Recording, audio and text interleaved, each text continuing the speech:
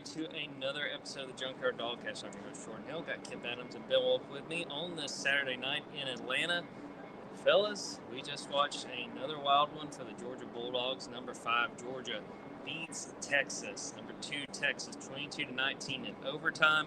A ton to get into, an injury to Carson Beck that is going to be part of the conversation for days and probably weeks to come. But fellas, the Bulldogs find a way to win this one. Wasn't pretty. The offense struggled at times. Carson gets hurt on the last play of the first half. Gunnar Stockton comes in, has an admirable stint playing quarterback, especially given the circumstances. This game goes to overtime. Georgia's defense holds again, forces a field goal, and then Trevor Etienne gets the ball, wins the game. Georgia is the SEC champ for the second time in 3 years. So much to get into. I don't even really know where to start, but Ben, I'll throw it to you. What can you say about this game and what the Bulldogs accomplished today? Well, I think I've lost the ability to have coherent thoughts about this football team, especially the night of football games. The fact that we're covering our second Georgia overtime game in as many weeks.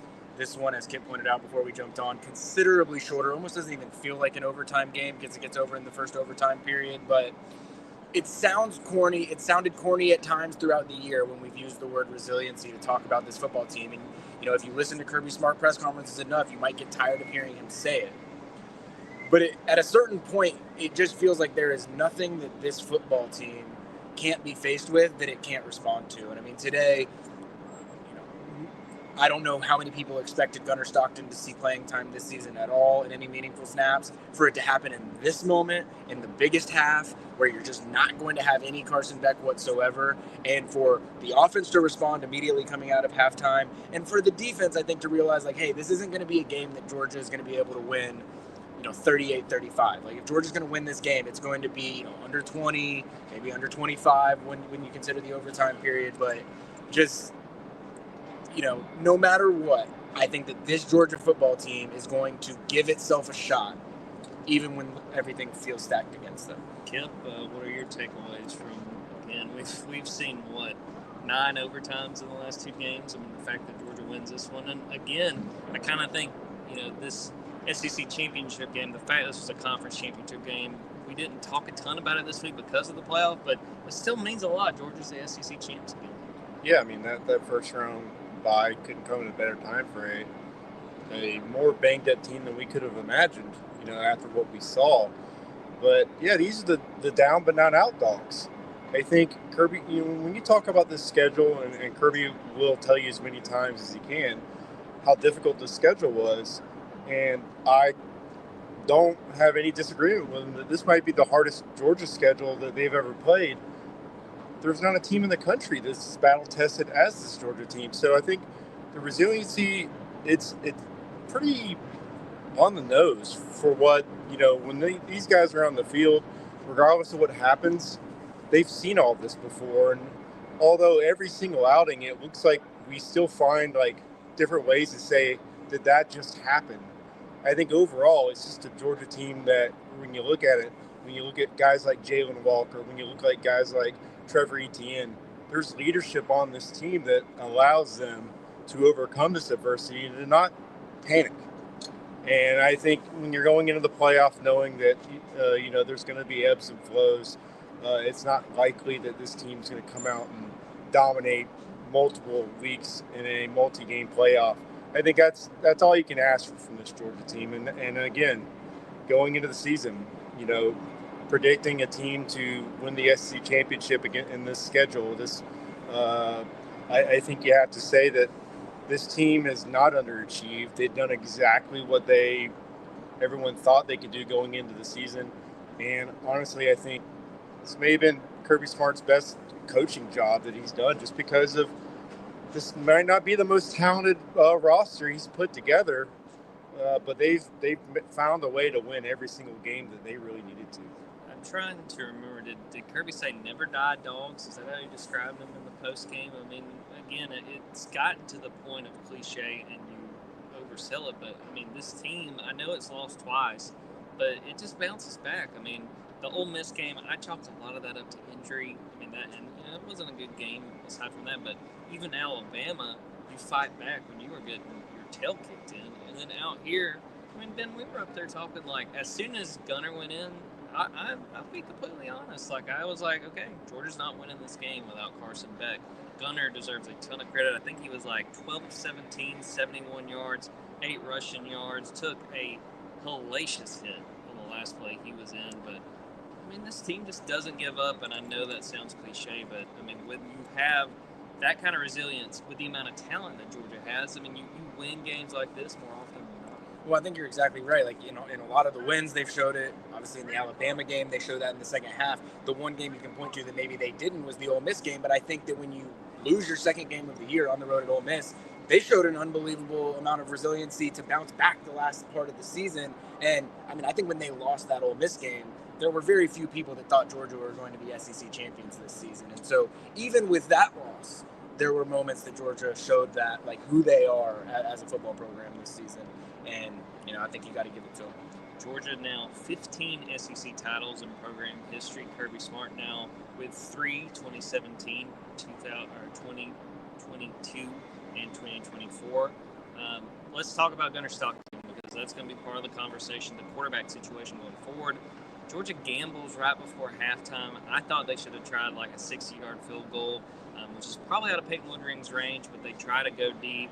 Carson Beck takes a big hit. He goes down. He's down for, I would guess, maybe a minute or so, and then he gets up, walks very slowly to the locker room. We're waiting to find out, you know, during that time, the situation will come back out here. Carson's watching from the sideline as Gunner Stockton, the other quarterback's warming up, and Gunner goes in. And I wrote about this. I'd encourage folks to read.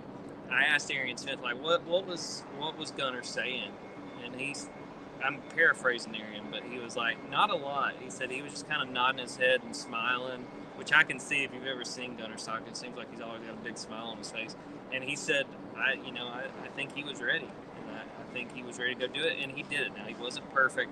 Had a really bad interception with probably, I think, like 3 minutes left in this game. We're going without stats as we're seeing them down here on the field, Mercedes-Benz Stadium. But he gave Georgia what it had to have. He led a 75-yard touchdown drive the very first series. And I think everybody in here, Georgia or Texas, you know, Georgia fans, Texas fans, said, okay, Georgia's not out of this because they had that drive.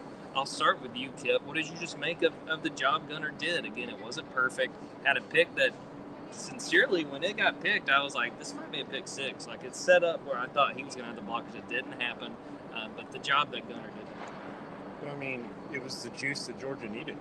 I mean, this is a team that was, again, battered and beat up, was not able to find anything offensively in the first half. I mean, they had, 50 yards of offense? 57. I mean, when we went the first quarter, they had 9 yards. And we're out here thinking, I don't know if they can win with 36 yards of offense. So Gunner comes out there, and this stadium was kind of sleepwalking through most of the game.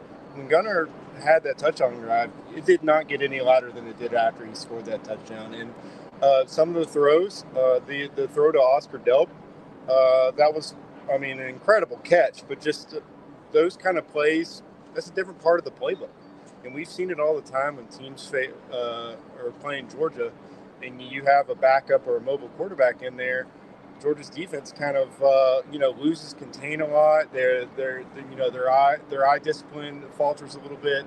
And Gunner brought just enough of that as far as moving out of the pocket and the play design change from Bobo. Give him credit. They had some great play designs that took advantage of his skill set and got players open that were not getting separation earlier in the game. So I know that, Mike Bobo, there were a lot of criticism coming into him, especially at halftime of this game. But that playbook that they had ready for Gunner Stockton is what allowed Georgia to get back in this game and win this game.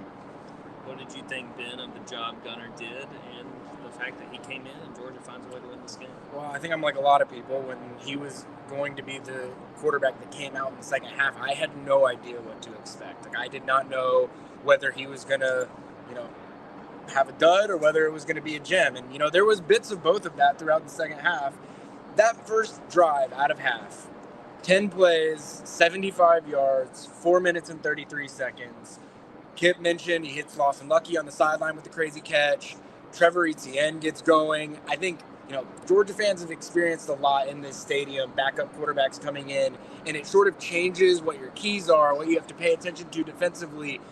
Gunner wasn't perfect the whole second half, but on that drive, you could tell that Texas didn't have answers. They did not know what they needed to do defensively against what Georgia was throwing at them on that possession, which was much different than what they had done in any of their moments with Carson Beck through the 2 games that they played against him. And so they took full advantage of that drive, and I think as you look at the scoreboard, that was critical because aside from overtime, it's the only touchdown drive that Georgia has in the game. And I think without that, one, I don't know that you have the confidence in the second half to win with him at quarterback, and two, I don't know that Georgia would have found a way to find the end zone again were it not for catching Texas on their heels on that first possession of the second half, because that Texas defense is as strong, stout, talented of a defense as Georgia has played this year or that Georgia will play going forward.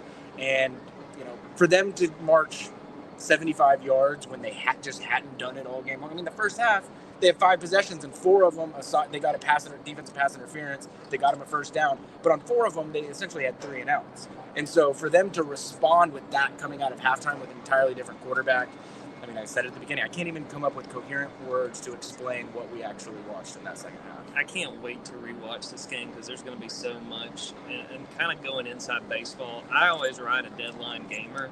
So there's a lot that's going on toward the end where I'm seeing about 5 seconds of it, and then I'm working on my story. So there's probably a lot that I missed.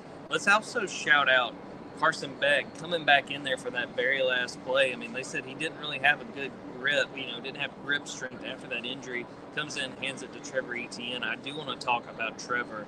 I think, Ben, I'll lead you with this, with the Las Vegas Bowl quote. I think you're the one who said it, but I'll let you talk about that in a second. But did a fantastic job. We didn't know how much he was going to play. He's been dealing with a rib injury. I was really hesitant to say we're going to see a lot of him because, just think about those hits to the chest and the ribs that he was going to take. He played a lot. He was huge, especially, I think he took a lot of pressure off of Gunner Stockton in this game, the way he played, and I thought it was pretty fitting. He gets the handoff again from Carson Beck. He scores. But I want you to talk about the quote post-game. That this game, this SEC championship game, there's been so much conversation about why are we playing this? This game doesn't matter anymore. And Ben, based on what people were saying, this meant a hell of a lot to Trevor Etienne. Well, and I know Kipp probably got some good stuff from this as well, so I'm sure he's got some good insights on it too. But with Trevor, you heard Kirby Smart post-game basically say, Trevor spoke to the team about this and what this game means to him, and that he came to the University of Georgia to play in games like this and win championships. And he basically, Kirby said, I don't know what you think, or Kirby said that Trevor said, I don't know what you think of this game or how you all feel about it, but this means a hell of a lot to me. And he had a funny comment post-game when he was with all the reporters where he was talking about that speech that he gave and some of the comments that he made, and that he was talking about how a few years ago at Florida he played in the Las Vegas Bowl. And while he's talking about it, the rest of the team is looking at him like he's crazy because they didn't even know they played bowl games in Las Vegas. And so for a guy like that to come to Georgia with clear championship visions in mind, and for him to struggle through injury the way he has the back half of the season, to step into a game like this, he has 3 must-have touchdowns against Texas the first time, 2 must-have touchdowns in this game. You really can't say enough about what he brought from just a warrior mentality in this game, but also just some much-needed quick twitch at the running back position. You saw that more from Nate Frazier week over week the last month or so, but getting Trevor Etienne back just gave Georgia a completely different dynamic in the run game, especially there in the second half. And so you could tell how much it meant to him. You could tell that he clearly had comments for the team leading up to this game that left an impression on his head coach and the team at large.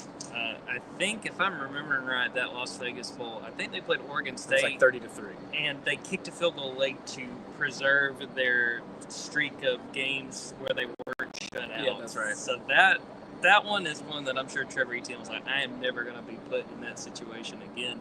Kipp, what did you think of Trevor? Just what he did, the fact he grinded it out, and he came up huge for Georgia, especially in the second half and overtime. He put the team on his back again. Like I said, the offense wasn't getting it done. Kirby had to basically call out the offensive line at halftime. They were up against an NFL defensive line, and they were getting it handed to him a little bit. But Trevor, he didn't care if he was getting hit in the backfield or if he had to make multiple defenders miss in the perimeter.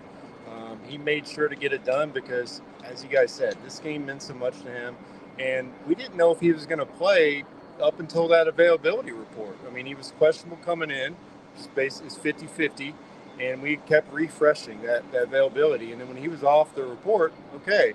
But then Kirby said, yeah, I mean, he told me I'm playing in this game. And so I think that says a lot to, where this team leadership lies and just how impactful getting Trevor Etienne in the transfer portal was. A lot of people talk about, what's Kirby's approach to the transfer portal? Are they getting the right guys? And from the day that Trevor joined this program, Kirby's talked about how big of a leader he is. He said that like way back in the offseason, just how great Trevor's been since he got in the program. And I think you saw it tonight, is that when they needed it most, he came through. And you could tell that he, the whole team respects him. Like, I think that we've talked about Jalen Walker all season as being a big vocal leader, but I think we have to also give a shout out to Trevor Etienne, because I think he's put this team in the right mindset in a game where everyone said, how important is this game? Georgia's already in the college football playoff. Do they need to win this game? And I think he probably went to the team and said, guys, please, this game means a lot. Don't overlook it. And now they're rewarded with a bye. And we're not really talking about how much this game means, because I think for Georgia, they really needed that bye. And I think that, again, if they don't come out and play with the effort level that he wanted them to, that Carson Beck injury, that would have meant a lot if they had to play in the first round. It might be like the difference in his availability. Yeah, I mean, that is huge that they are going to get them a break. Before we take a break, I want to make sure we've gone, I think, like 17 minutes and not mentioned the MVP of the game, Dalen Everett, 2 interceptions. If I'm Texas, I don't want to play Georgia for many reasons, but mainly because Dalen Everett keeps making the plays of his career. 2 interceptions in this one.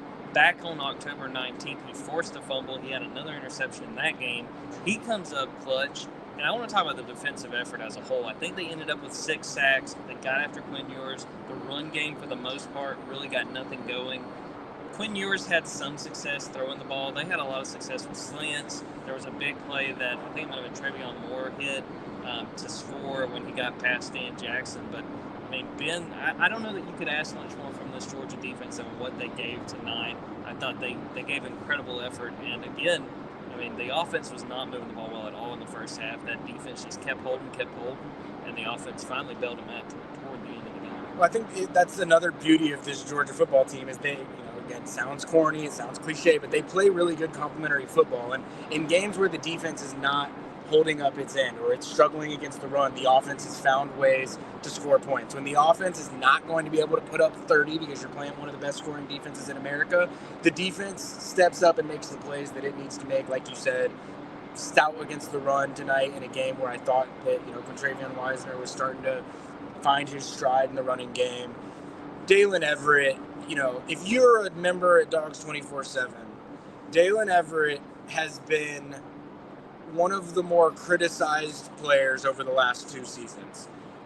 Some of it has been fair just because he hasn't been perfect, but a lot of it I think has been him getting picked on, one, because he was not last season Kamari Lassiter, who's one of the best cornerbacks in the league now in his first year in the NFL, and because he was still getting acclimated to things and teams were taking advantage of his side of the field from time to time. And this year, he's certainly made strides.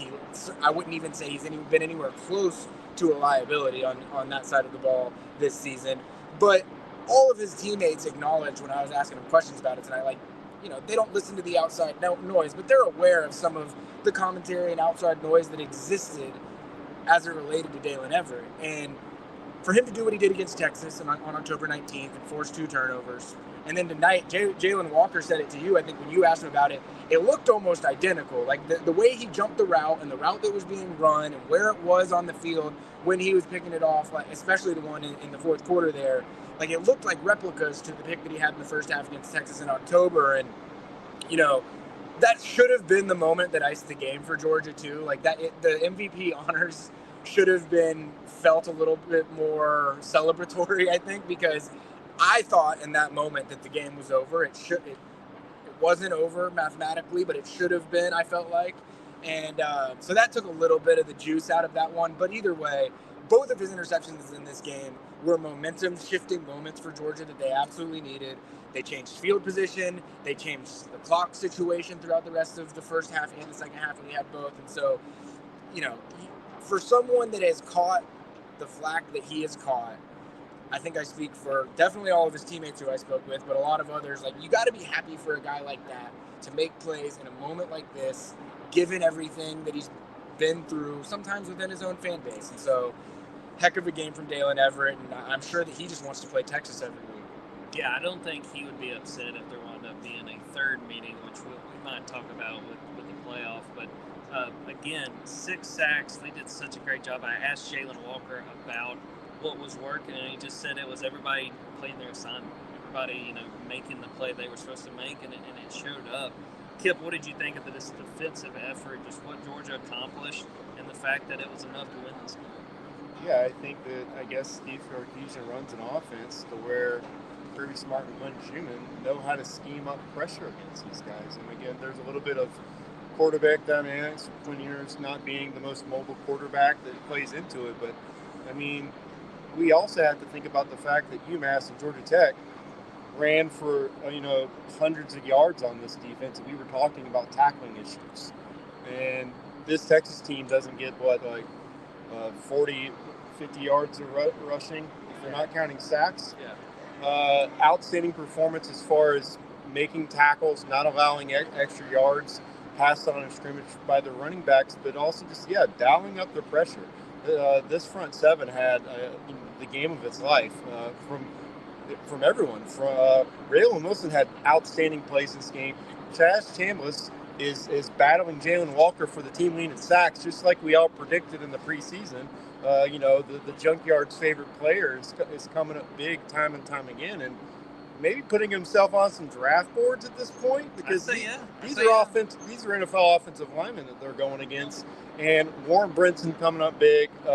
He's had some great games, and Michael Williams as well, making big plays. It was spread out amongst a lot of guys there, but they've made Texas quarterbacks hurt through these 2 games. And I just think that maybe there's some matchups here that Kirby knew going in that he could take advantage of, but they still got it done. It's all about execution. And so I think that it does give this defense a lot of confidence going into the playoff that, hey, when we're playing the best teams, we're able to get up for these matchups and play up to our standard. Yeah, I thought the defense was huge tonight. Again, the fact they stopped the run without a Christian Miller, who I think has been really good as a run stuffer this year. The defense deserves so much credit, and I think that it's fitting that they come out of this game and win, because if they wouldn't have won it, I don't know that anyone would have said, well, that was on the defense. The defense held and held.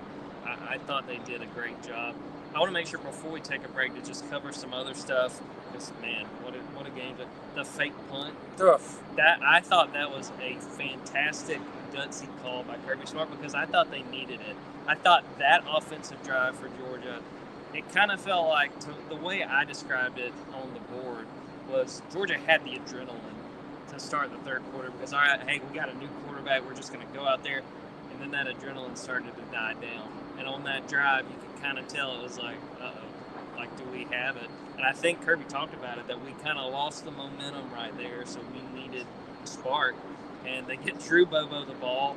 He throws it to Arian Smith, who, again, had a really bad drop in this game, but he comes through in that play. And I think they said that, Drew Bobo is now going to have a better completion percentage than his dad, Mike Bobo. But they convert it. I think that drive only ends with a field goal, but still that mattered in the end. Ben, I thought that was just a huge call for Kirby Smart, and he had the confidence to go do it. And his players, backed up a really big gamble there. It's hard, as much football as we've watched, it's hard to see something happen, and it makes my jaw actually drop.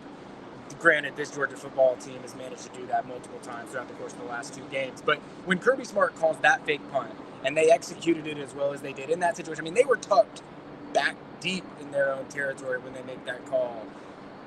He made a joke about it in the post-game press conference that he has been known to make fake punt calls in this building that have not gone his way. Name one time. Yeah, exactly. And for him to have those demons that I'm sure live in the back of his head somewhere, the fact that he's bringing them up 6 years later now, the fact that he makes that call, or whoever inspires him to make that call, makes that call, and they execute it that way. Like you said, Georgia needed that in that moment, because what would have happened to the field position, we don't even know who would have. I mean, Charlie Ham was punting. I've never seen Charlie Ham punt before, He's a so kicker. I have no idea what field position Texas would have possibly had in that situation. So it was almost a must-fake punt spot, and it seemed like Texas was maybe the only people there that weren't aware, but I also wasn't aware. So if I was in Sark's shoes, I would have probably given up more than 9 yards. It's important to know that Brett Thorson got hurt. He was carted off. We don't know anything. I don't think it looked good, so we'll have to see what they do punting-wise going forward.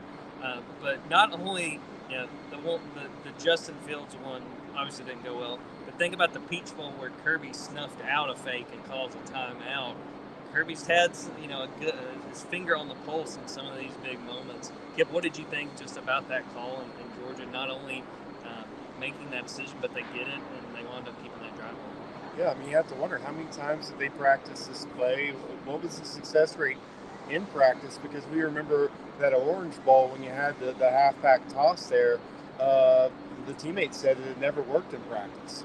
So, you don't even know how confident they were going to be able to pull this off, and the blocking that you had to have to make this happen out there, on the perimeter.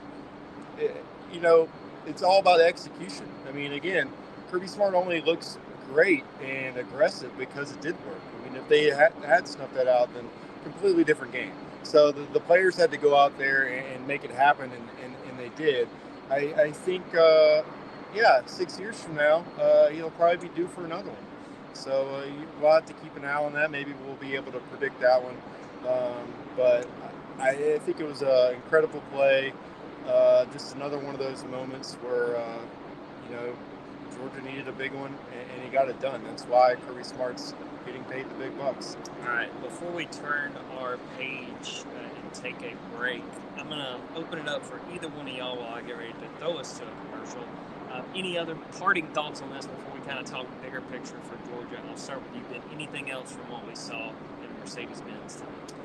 I mean, I think that the big takeaway for me is, I don't want to just immediately look ahead because you want to, enjoy the wins and enjoy the moments or whatever. But it is fascinating to know to think what Carson Beck's injury status is going to be and what it's going to mean going forward. I mean, Georgia showed today they can find ways to win no matter what, no matter who. But I think for Georgia to string together 3 straight in the postseason against the caliber of teams they're going to play, they're probably going to need Carson Beck's ability to push the ball down the field to be able to do it. And so, my big takeaway probably stays with what does this mean going forward and what does his health look like?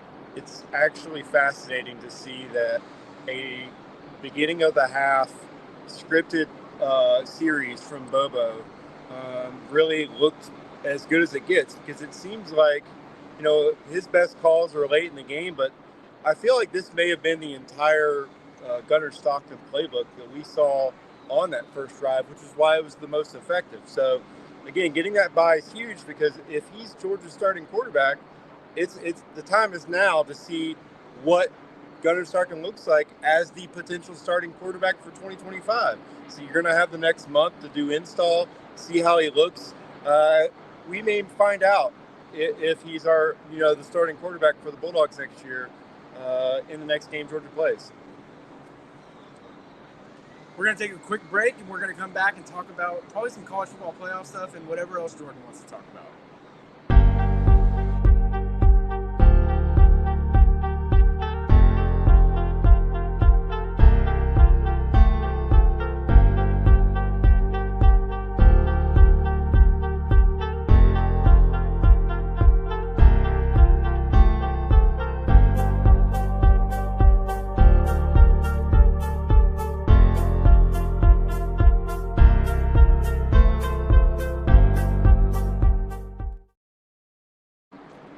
Guys, we're back. I did want to mention, someone asked in the comments about Gunnar Stockton. Was he okay? Kirby was asked if he had been concussed on that last play, and Kirby said no. I think Kirby made it sound like he's fine, so I just want to make sure to mention that.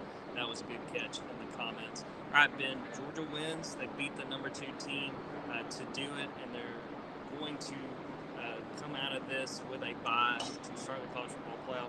What do you think about where Georgia is as far as this playoff picture and what we'll find out on Sunday?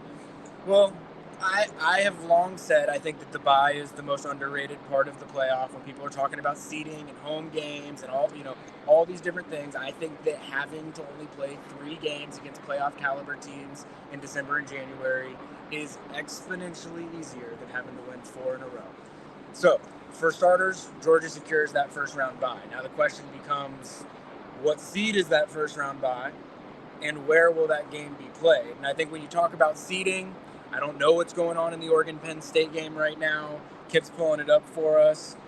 Oregon's up 2 touchdowns, so I would think Oregon would be secure in that number 1 spot, which might be a favorable situation for Georgia, because if you're in the 2 seed, you're catching the winner of the 7-10 game, which is this year shaping up to look possibly like an easier. I mean, I don't know who the 7-10 is going to be, but the 8-9 very likely could be Ohio State, Tennessee.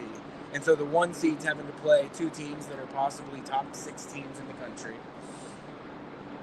I think that you also catch the 3 seed, or the 6-11 seed in the semifinal. So I think it has a chance to be a good seeding draw for Georgia. I think the bigger question that we have, and that a lot of people have, is where might you be going for this game? And we talked a little bit about this up in the press box before we came down here, just that there are ties to the Sugar Bowl for the SEC and the Big 12.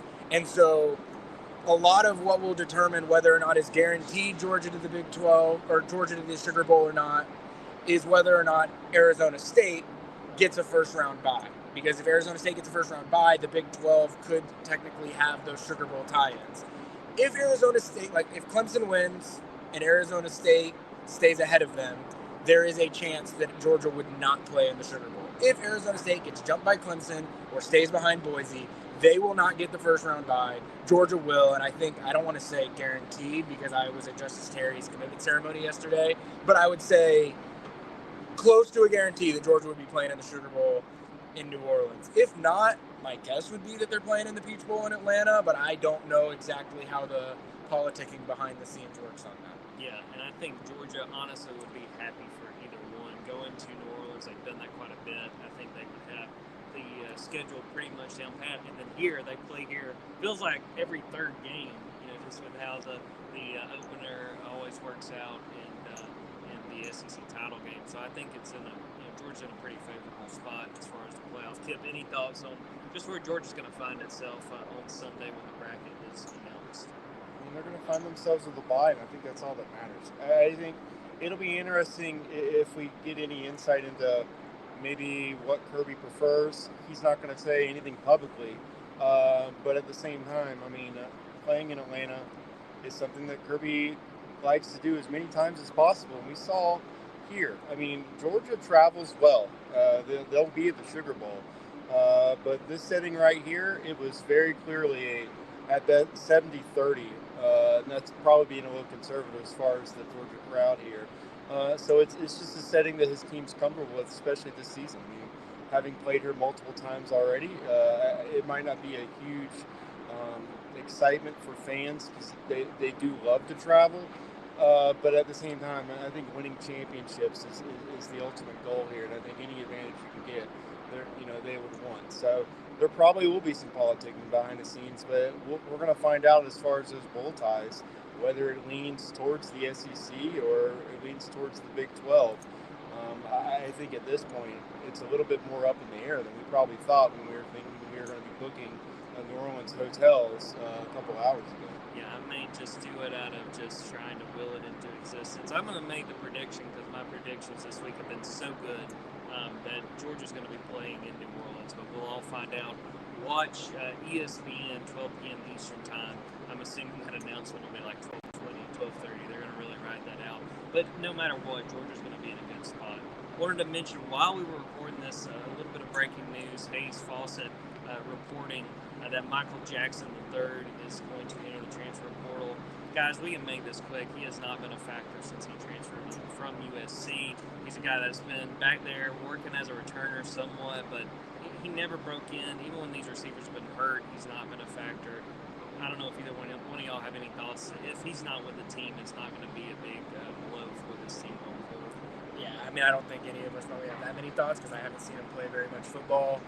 Also, not one that I think that any of us are surprised about. Obviously, we've been preparing for transfer portal stuff to hit coming up here in the next week or so, and we've obviously had our certain names on our radar, and he was definitely, one of them that we were prepared for. We're sorry that we're on this live stream with you guys while it happens, but it was definitely something that we saw coming. I don't think Georgia told him to beat it. He might have looked at the man in the mirror and decided he needed to move on. But I think that's all I got to say. Kipp, anything from Michael Jackson? Oh my goodness, I'm not going to follow up that. I didn't give that any credence at all. But you know what? Doing the redshirt tracker and seeing that he only played 4 games this year and had another year of eligibility, that's what caught my eye earlier in the week. That he probably will be looking for a new home, and not all the transfer portal evals are going to hit.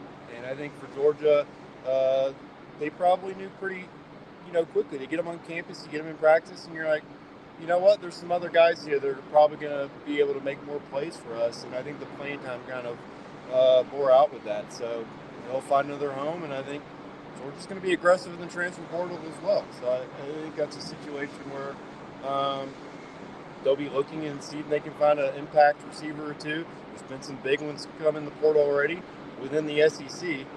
And so I think Kirby Smart will try to improve that hit rate this offseason. I just now realized, did you just say Georgia did not tell him to beat it? Is that what you said? Yeah, okay. I thought so. I apologize for him. Yeah, I can't help it. All right, well, I probably can. Any parting thoughts before we wrap this up? I'll start with you, Kipp. Anything from here in Atlanta? Any thoughts before we end this podcast? There were a lot of people, press box on the field, watching at home that were pretty frustrated with Arian Smith throughout the game. Another drop.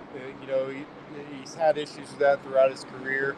We want to remind everyone that this game would have had a different outcome if he doesn't fall in that fumble by Nate Frazier right there near the goal line. If he doesn't make a big play on special teams as well, as far as making a tackle, he's never complained. He's never talked about his injuries. Never looked to the transfer portal. Has just kept his head down and worked at Georgia throughout his time here, and again, still had an impact in this game in a positive way. That could still, that him having that confidence going in, into the college football playoff. It's frustrating, I know, because the man can get separation like no other wide receiver in the country, but you have to, at the same time, point out that he's making an impact and giving it everything he has. All facets of the game, and I think you just have to tip your cap to him, because that's resiliency, and that's what this Georgia football, their mantra and their identity. You can see it in Arian Smith and the way he plays the game. He always seems to respond when a play doesn't go his way, and the thing I've given him credit for, he talks to the media. He was out there. If I was him, I would understand, be like, nah, I ain't going out there. He owns it. I give him a lot of credit there. Only other thought I'd have, tight ends were huge tonight. Lawson Lucky with that freak show catch. Ben Urosic was big early on. Oscar Delbo on the winning drive. Humongous. Good things happen when Georgia's tight ends get involved. I want to see more of that. If Georgia's going to win a national title, no matter who's the quarterback, I think the tight ends have to play a huge role going forward. Ben, final thoughts? I think you all covered it pretty great. I mean, I think for me, we got to see Gunnar Stockton play football for a half in one of the more meaningful moments that, we could have imagined. I did not see a scenario where Gunnar Stockton was going to be playing super meaningful football this year. And now the question becomes, how much more meaningful football might we see Gunnar Stockton play? It was really fun to see how the team responded. Like when Gunnar Stockton runs out and everybody's pumping up the crowd, and the crowd starts going a little bit crazy. It was fun to just see.